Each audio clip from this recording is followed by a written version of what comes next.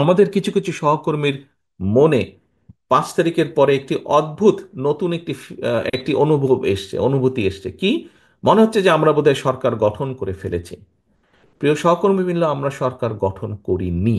আমরা এখনো বিরোধী দলই আছে, বিরোধী দলেই আমরা অবস্থান করছি, বা আমরা অন্তত যাই হোক সরকারি দলে আমরা নেই বা সরকারে আমরা নেই। আমাদের সেই সকল যে সকল সহকর্মী এরকম ভুল উপলব্ধি করছেন, তাদের বিভিন্ন আচরণের জন্য বিভিন্নভাবে বিভিন্ন জায়গায় দল ক্ষতিগ্রস্ত হচ্ছে, দলের ইমেজ ক্ষতিগ্রস্ত হচ্ছে। প্রিয় সহকর্মীবৃন্দ, এর ভিতরে চট্টগ্রামেও কিছু কিছু ঘটনা ঘটেছে।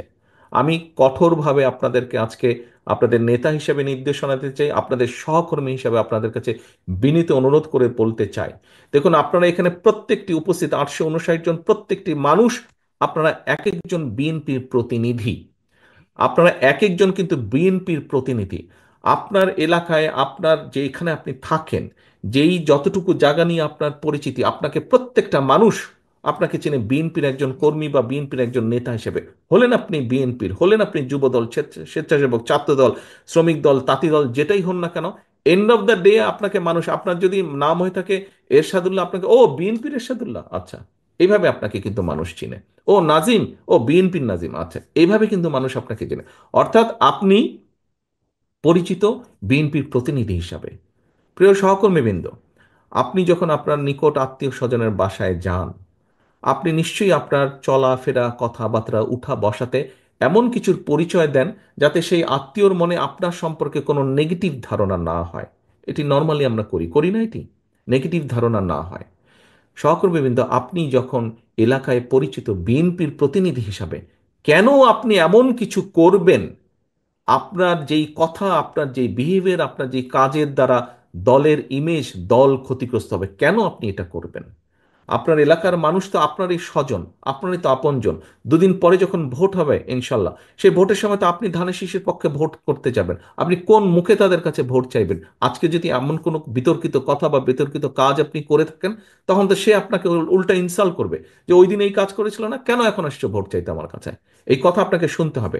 আমাদের পক্ষে সম্ভব না। আমরা বিশ্বাস করি না দামি নির্বাচনে, আমরা বিশ্বাস করি না নিশিরাতের নির্বাচনে, আমরা বিশ্বাস করি না ব্যালট চুরির নির্বাচনে।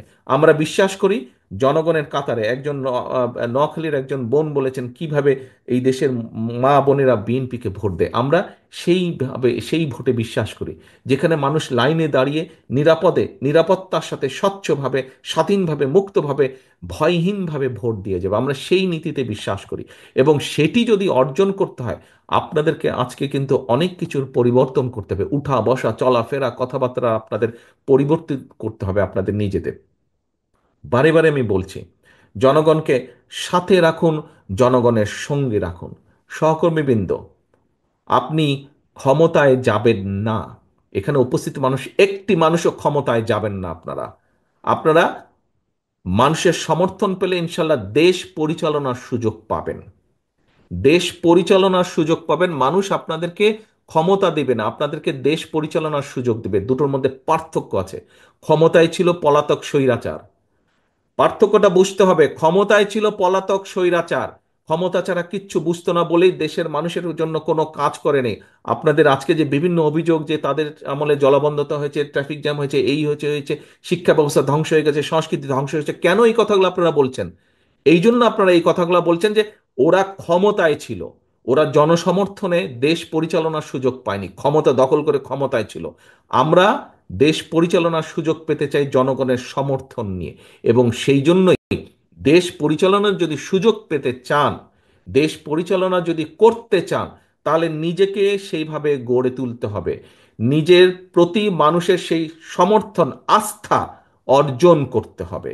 সহকর্মীবৃন্দ, আস্থা অর্জন করতে হলে নিজেকে ধীর করতে হবে, নিজের মধ্যে উপলব্ধি আনতে হবে, নিজের পার্সোনালিটি চেঞ্জ করতে হবে, কথাবার্তা, চলন বলন চেঞ্জ করতে হবে।